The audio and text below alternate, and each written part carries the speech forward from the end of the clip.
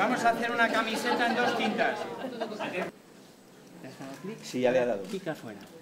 Ahí. Ya está. Hombre, por ahora 10. El primer día todos tenéis un 10. Aquí pasamos al área de impresión. Vamos a ver. En impresión, sí. Tenemos una zona imprimida y otra zona que no imprimida.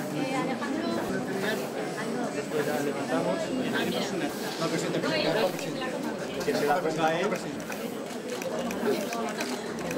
Se hacen así. Y luego vienen dominando el idioma, que es el japonés. No. Sois mayores ya, ¿no? Chicas.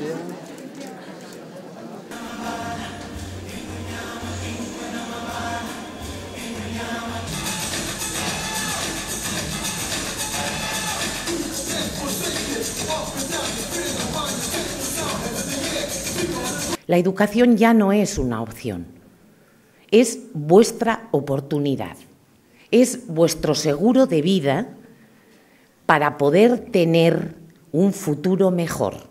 Pero además de ser vuestro seguro de vida, es también nuestro seguro de vida como país.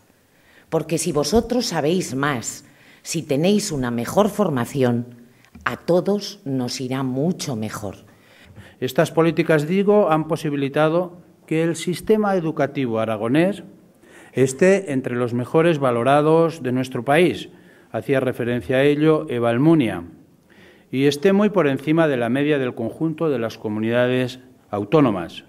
Y esto lo podemos decir porque lo revelan los resultados del último informe PISA del año 2006 y de la evaluación general de diagnóstico del año 2009.